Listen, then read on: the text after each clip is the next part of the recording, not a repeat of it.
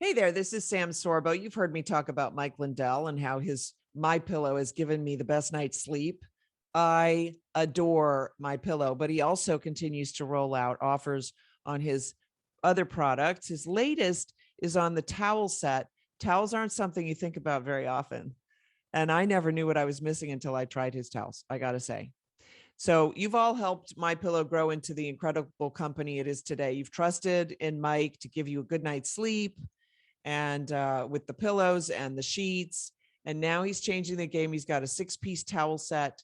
It's custom made with USA cotton, and it's extremely absorbent, and it still is soft. It's just the perfect combination towel. Comes with 2 bath towels, 2 hand towels, 2 washcloths, and that would typically retail for as high as $109. I mean, but for a limited time only, you can get this set for the low price of only $39.99. That's incredible. And you have to use my promo code though. The promo code is Sam Sorbo. And remember, all My Pillow products come with a 60-day money back guarantee. So just go to mypillow.com, click on the radio listener specials, and you'll get the insanely low price of $39.99 for 2 towels, 2 hand towels, and 2 washcloths. And you'll also find other deep discounts on the other My Pillow products as well. Just don't forget, use the promo code Sam Sorbo, just all one word, all snuck together, Sam Sorbo, or call 800-625-5983 for these great radio and podcast specials. Thanks so much. We've discovered, my husband and I, a great American company that supports our traditional values and also the work we're doing to rescue our culture from the lies of the left. So I want you to go check it out. It's called NutraMedics.com, NutraMedics.com. And you can find there great health and wellness products that are derived from the rainforests. I've found that they work incredibly for me. I take their melatonin. I get a much better night's sleep with that. I also take their relax medics and their mood medics, which are, I don't know what they are, but they're this natural blend of herbs basically, and really easy to take. They actually droppers, and I just love their products, and I love what they stand for, because they have a heart for this nation and they have a heart for people. And I don't know how you would have one without the other. And that's why maybe they have both. But I just love what they do. So go to NutraMedics.com, and you can actually go to sorbo.nutramedics, and that's with an X, sorbo.nutramedics.com. If you use Sorbo at checkout, you'll get a discount on anything that you purchase there. So go check it out. Get a better night's sleep, get a better day, feel better about yourself. They've got a lot of great products there, including vitamins. I use them all. So trust me, it's great. NutraMedics.com. And thank you so much for listening. Hi there, Sam Sorbo here for the Playbook for Home Learning Conference this June 24-25 in Port St. Lucie, Southern Florida. I hope you'll join me there. You can go to samsorbo.com for all ticketing information, but I just want to give you a brief overview. First of all, it is a playbook. So you will leave with a playbook, which is like a workbook, a textbook, a guidebook, if you will, a journal, a notebook from the conference that you'll take home with you to help you uncover how to get education done with your children. We're going to talk about why you would even make that choice, what's going on in the schools, just a little bit about all of the indicators that we have that we shouldn't be putting our children into that system that seeks their destruction, really. What about me time? We'll cover that. Curriculum, we'll cover that. How to teach different learning styles. What about socialization? Also, how do I set up? How do I what kind of filing do I have to do? We're going to cover all the bases to get you started on the journey of educating your children at home where they belong. And I will cast a vision for you so you will see what your life could be like when you take on this awesome responsibility and this tremendous joy of educating your children at home. You can do it, and I can show you how. So join me at the conference this June 24, 25 in Port St. Lucie. That's a Friday evening and a Saturday day. And I'll look forward to seeing you there. It's going to be a lot of fun. And you'll also be able to connect with community. You'll meet other people who are in the same boat. And it's always more fun if you know that other people are going through the same stuff with you. Join me then.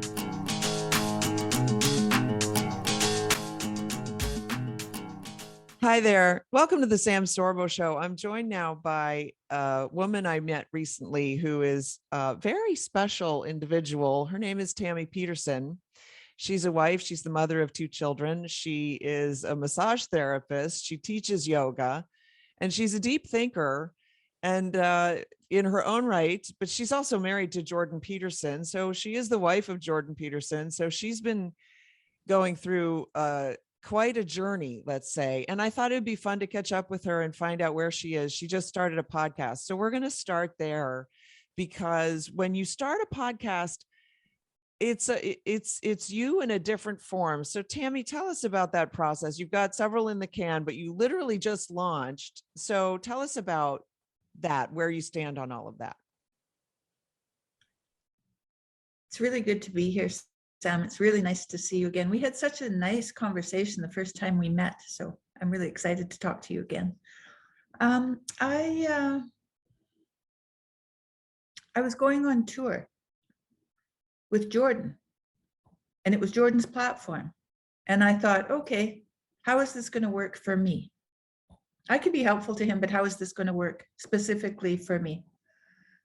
So he asked me what I wanted to do. And I said, well, I think I'd like to continue what I'm doing. And what I'm doing is I'm talking to people. I'm reading about, I'm doing daily reflections. I'm doing daily reflections every day. I've been doing this for 2 years, every day, and trying to better my life, trying to see straight in every way, trying to be helpful where I can. And I'd like to continue that. I said, the first thing I'd really like to do is talk to Jonathan Pajot. And he said, oh, okay, well, that sounds like a plan. And I said, yeah, it does. We were at our lake house. We were sitting outside around the fire, talking about how we were going to go on this tour. What was it going to look like? And what would I do that would make it seem to be worth my while? And so I think I interviewed Jonathan 5 times. I decided that at the first interview would, because I was very curious, I'd been praying the rosary for quite a while, and I thought, I need to know more about this. I need to understand it in a more profound way, because well, then I could have a deeper understanding, a deeper relationship with God. And so that's why I began the podcast. You began the podcast to have a deeper relationship with God, To have a better understanding of the rosary, to have a deeper relationship with God. Oh, fascinating. And of course it's grown since then. I'll tell you, we led a tour of Israel years ago, about 3 years ago, and we had like 60 people in a bus, and we toured around and we walked in the footsteps of Jesus, so to speak. And we experienced or were exposed to some of the plight of the Jewish people, the history of Israel, the history of the Jewish people in that land. And it changes you as a person. And I came back loving people more, which I didn't know was possible. I mean, I like people. Like I talk to people, I have fun, I enjoy people. But after Israel, I like them more. I love them. It's like a deeper seated, just a love and appreciation. And it sounds to me like when you go in that, when you purpose to have a journey, to have conversations with somebody in order to have a deeper understanding of something, you'll come away with a profound shift that you otherwise wouldn't be open to. So did you achieve that? I would say, first of all, that I think my relationship with Jonathan is closer. You know, I really love him deeper than I did before. I understand him more and I value his word and know that his word comes from, is inspired. His word is inspired. And so that has changed, that I'm a part of that, that I'm a part of that inspired word, that I can be a part of that. Because I'm a lay person. I'm a pretty physical person. You know, I spent my years doing yoga and massage, and I was an athlete and I did all these things. But I always had a question about my spirituality. And so now that spirituality, I'm reaching out to other people to have a conversation to bring me more in touch. And so it's deepening my relationship with God by the fact that I'm reaching out to other people. I can see how that may have happened for you going to Israel, because you were there, you reached out, you were in conversation and in, you just steeped yourself in the journey. And this is helping me be more and more steeped in the journey. For instance, last week I went to a Salvation Army church and I prepared and served dinner to 200 homeless people with a friend of mine. She invited me to go there. And because of COVID, they were takeout packages. So I didn't really even see many of the people who were coming, but just that service was, it's humbling to be in a situation like that. And I want to find places where I'm in a humble place. I need to put myself in a humble place, because I know that, and through the prayers, I'm starting to understand them better. You know, the prayers often start out, you imagine Lord Jesus Christ, or you imagine Hail Holy Mary, and at the end it's all about, you know, I'm a sinner. Have mercy on me, I'm a sinner. So it brings you back down, and you're down where you need to be humble. And so that's what I'm looking for. I'm looking for to be brought up and then brought back down, and brought back down with everyone. Not alone, but with everyone. I want to be with everyone. And I think I have a draw to be with people who are in need. And I think that's, you know, I think that's part and parcel about how I grew up. And I think sometimes people, if they if they see trouble, then they are, you know. And I also, my grandmother was the matron of an old folks home. So I spent a lot of time with really elderly people. So I've seen people at the end of their life. I've seen people who are suffering. And for some reason, and when I want to paint or draw, that's what I want to draw. I want to paint that.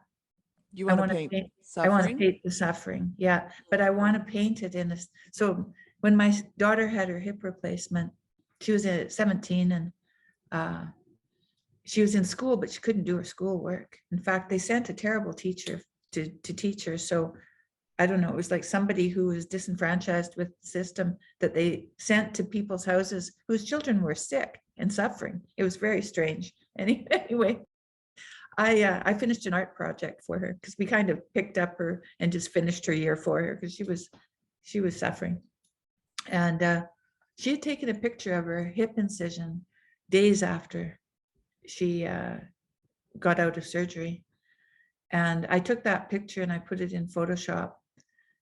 And I like to abstract. So I made it an abstract painting, and I painted it in yellow and blue and red and white and black, and on a nice canvas. So it was just this scar that I painted. So it was just really dapples of colors, because that's what it looked like, because it was bruises and staples and, you know, all of that. And I turned it into something that was beautiful. Are you redeeming the suffering? Yeah, that's what I want to do. I want to redeem the suffering.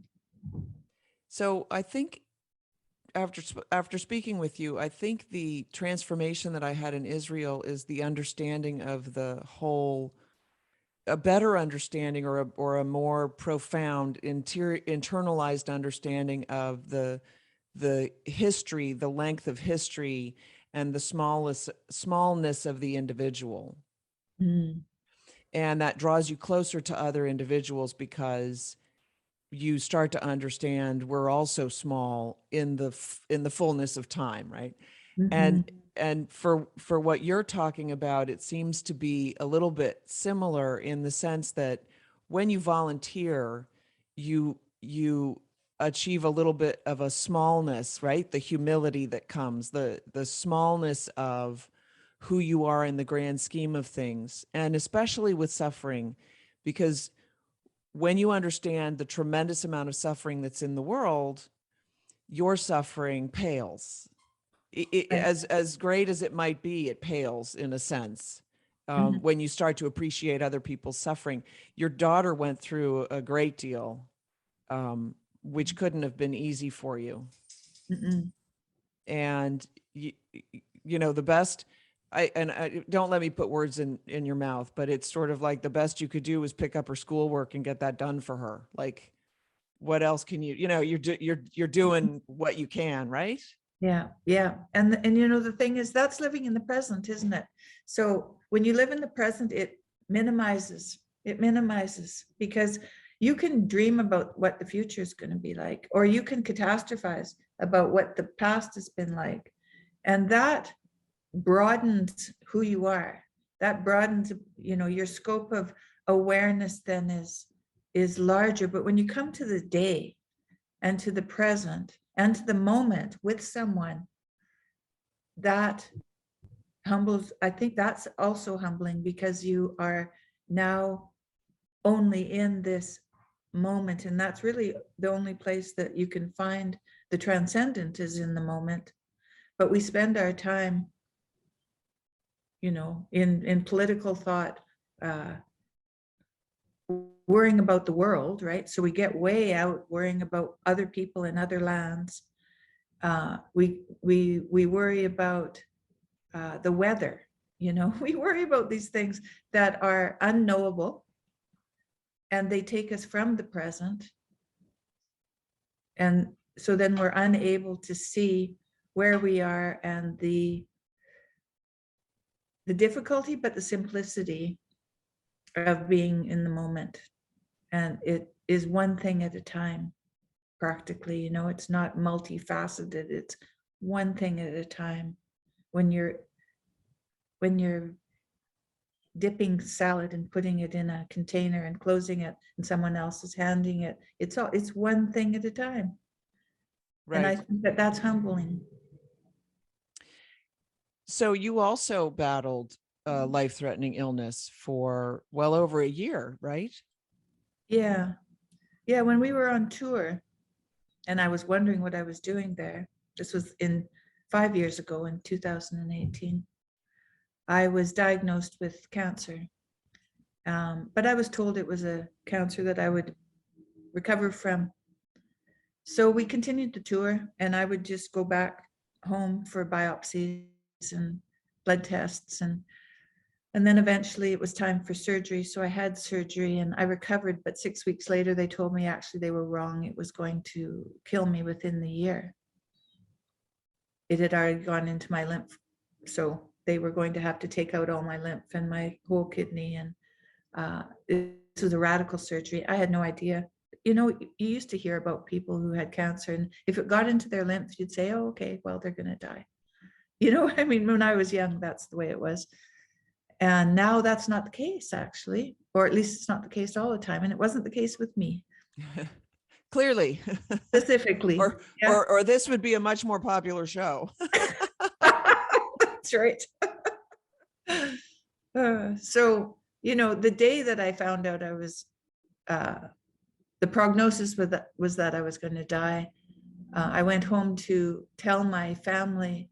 And when I got there, I had a real shift of change of attitude. I all of a sudden realized that I wasn't there for myself. It wasn't my decision whether I would live or die. It was God's decision.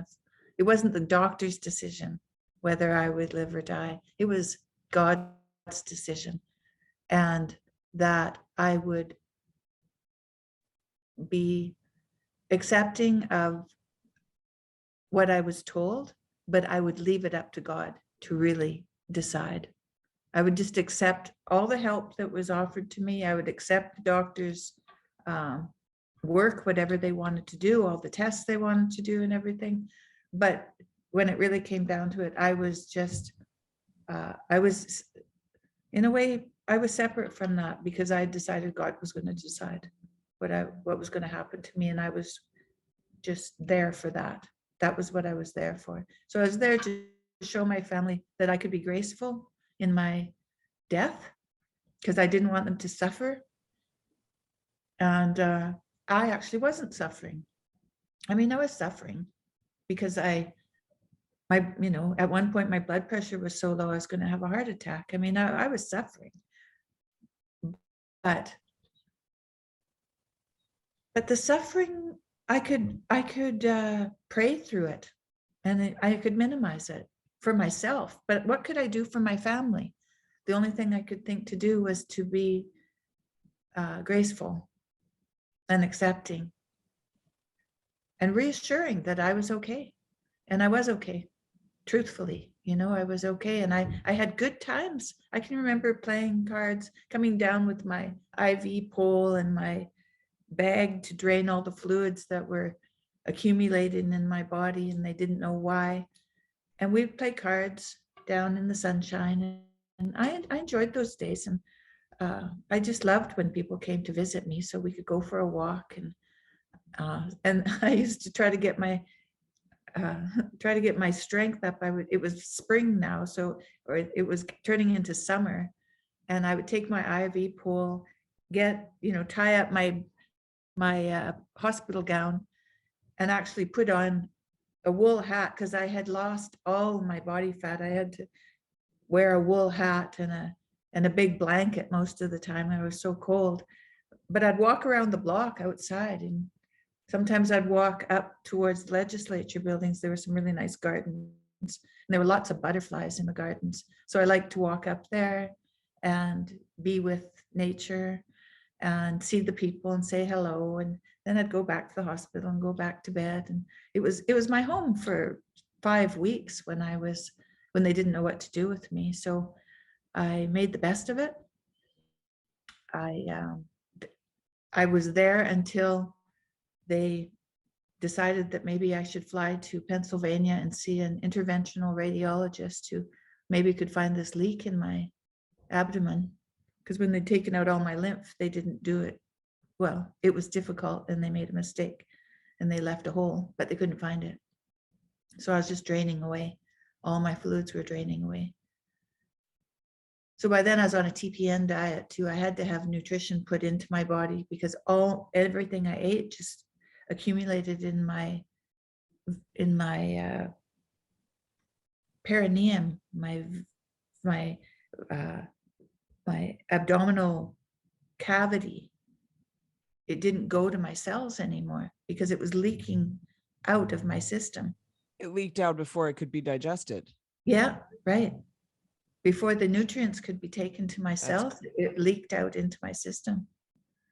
Yeah, so that's why so I just kept losing and losing more weight, and getting weaker and weaker and weaker. And eventually I was so weak that my son and his wife were with me, and they were trying to get my blood pressure, and they went to the store 3 times to buy a blood pressure cuff because they couldn't get my blood pressure. It It was, wasn't working. it was so low. So then I went to the hospital and, they put me in an emergency room to monitor people who were having a heart attack. And they were sure I was going to have a heart attack, but I didn't have a heart attack. But then I was in an ICU for a while as they balanced all my electrolytes and everything and got me all balanced again. And then they put me in a nice private room and I thought, oh, this is bad. But then, you don't want a private room. You want a lousy room with lots of people, because then you're coming out, you're getting Right. out of the hospital. Right. When they start to treat you really nice, you're like, uh-oh. Yes, exactly. Exactly. But anyway, they were good. The staff. How did were they good. find the leak? They didn't find the leak. They You didn't. healed. I healed. Yeah, I healed. So Incredible. I went down to have this interventional radiologist.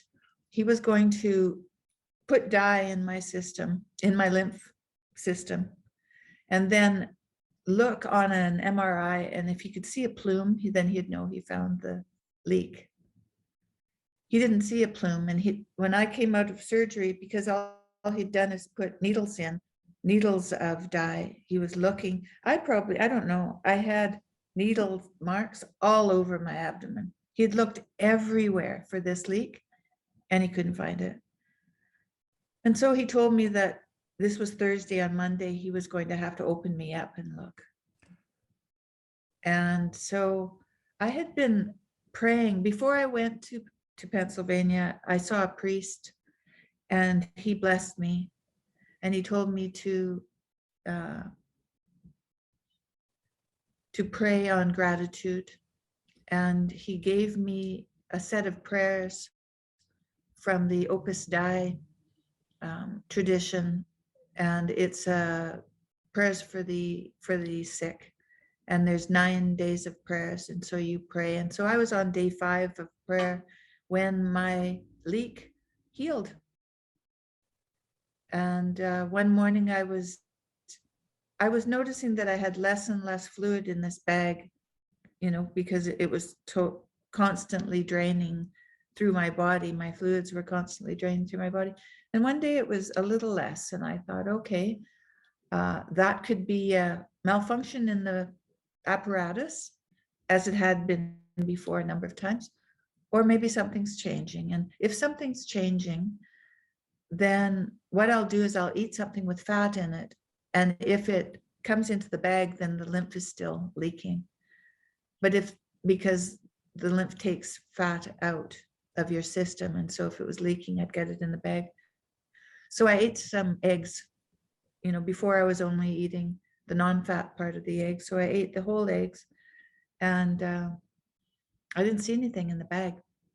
And the next morning, one of the doctors and the nurses came and sat with me and said, you're going to have to eat some fat. And I said, I ate some fat last night. And they said, oh, well, let's see the contents of the bag. So I showed them and it was clear. And they said, you're better. I said, okay. And they said, okay, go inside. And in half an hour, they pulled out all the tubes and told me I could go home. And you know what? So in June, this was August 19th. In June, Jordan was really suffering. When I got sick, he was suffering. Poor guy. And I told him, I'm going to get better on our anniversary. Don't worry. And I did. That's the day I was better. So. Okay. So I say that I have somewhat a gift of prophecy, which is not something that I control, but I have a prophetic word every now and then. Do you feel like you had a prophetic word where you just? Yeah, I think so. Yeah, I have that. And it's not that you spoke it into existence. It's that it spoke into you and you verbalized it, right? Yeah. Yeah.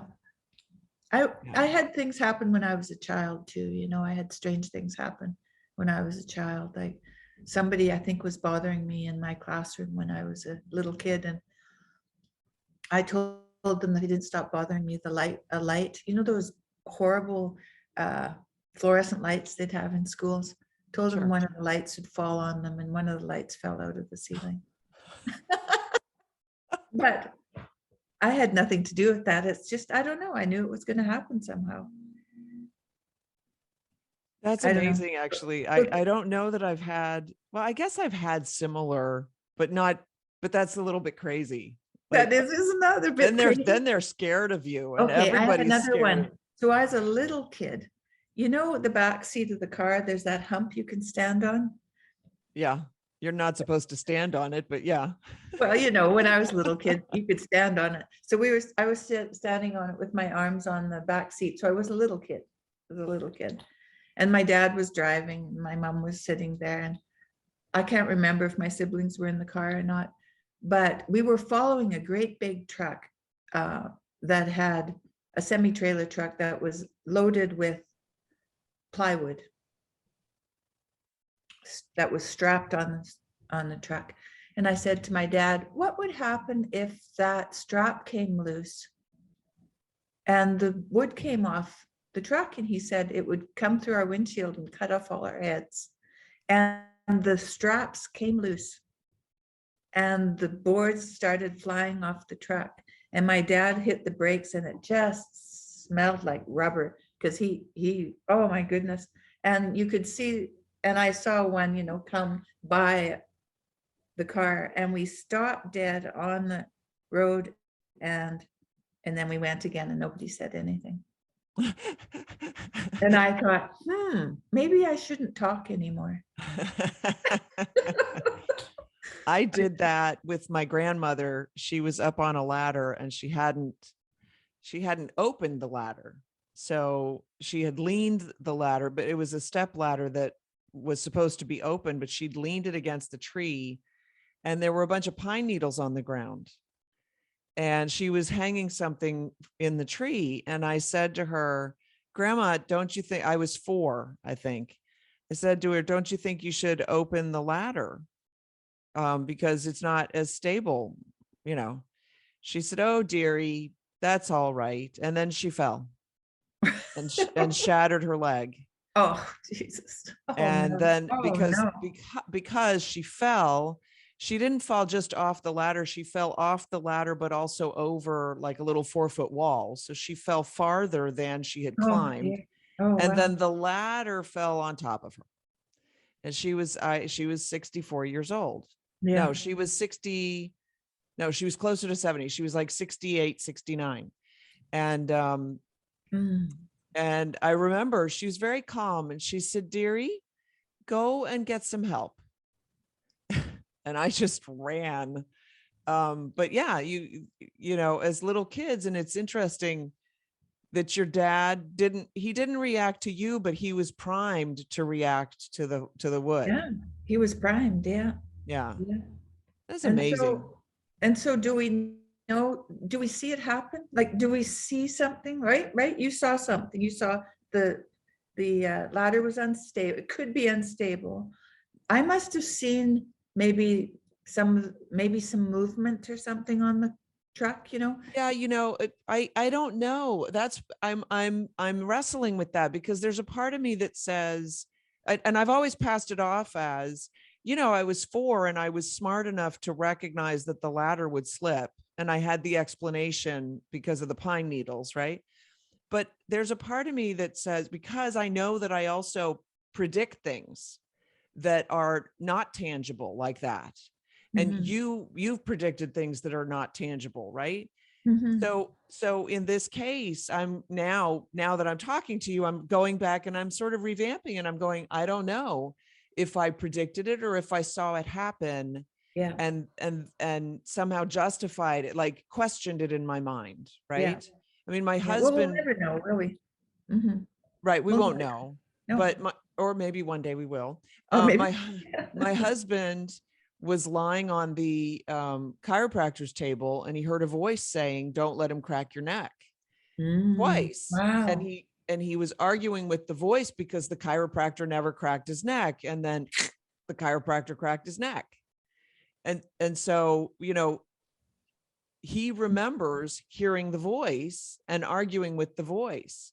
Was the voice and this is part of his book, actually, that he sort of goes through in his book, was the voice trying to warn me so that my neck wouldn't be cracked? And then why didn't God just say, tell the chiropractor? Why didn't the voice tell the chiropractor, hey, don't crack his neck? Or maybe it did, Right. and he ignored it, right? Yeah. Or was the voice just there? And I think he eventually, well, he did in the book, he eventually decided, no, the voice was there to let me know that I wasn't alone, because he went through 3 years of torture.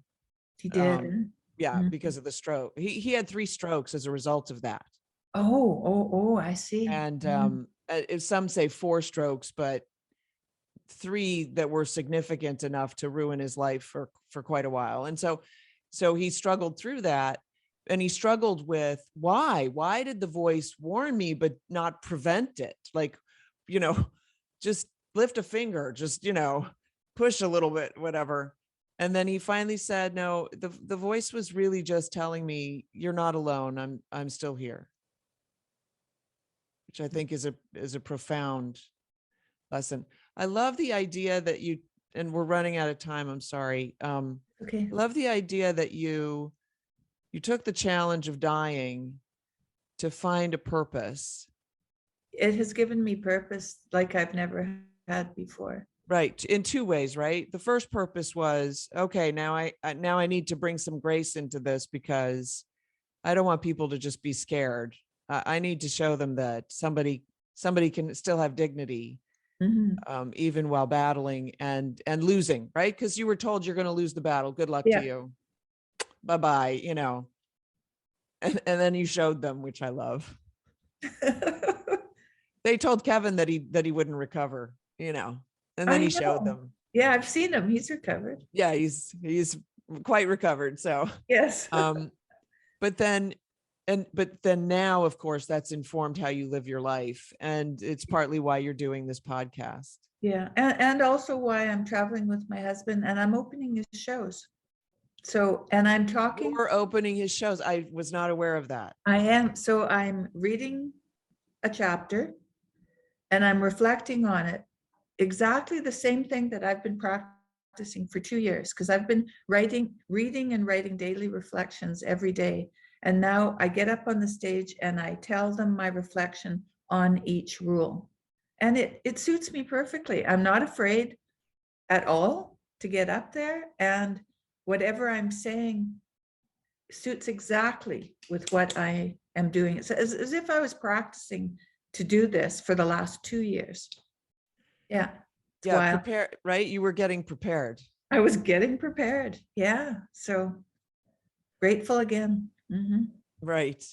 Um, it's been such an amazing honor to talk to you. I want to talk to you about education, because that's sort Oh, of my I'm really passion. interested in that. Well, I'm going to invite you to talk on my podcast. We can talk for an hour. And I'd like to talk about what you've done with education. I'd really like to do that. Yeah.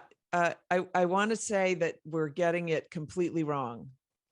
And Okay. so our education system instills a lot of fear. And I Yeah. like that you said, and I'm not afraid. You shouldn't be afraid. No. One thing that I'm sure your illness did for you, but you already had it. Maybe you didn't own it, or maybe you hadn't figured it out yet, but you are who you are. And Mhm. there are no apologies. I Mm-mm. mean, your husband knows there's no apologizing, right? Unless you actually do something wrong, in which case the best thing is apologize as fast as you can and move on, right? Well, But we were talking about, I have to tell you, we were talking about ideology last night, and we came to a very succinct description of it. Any action or thought that you have that isn't based on the transcendent is an ideology. Anything. is it a So golden calf? it's just, if you're afraid, like we were talking about fear, if you're fear, well then that's your ideology. Oh, yes. That's what you're right. You know? Yes. That's very clever, actually. Yeah. Because your fear is your highest value at that point. Yes, right. Yeah. And so that makes it simpler, maybe more difficult, but simpler.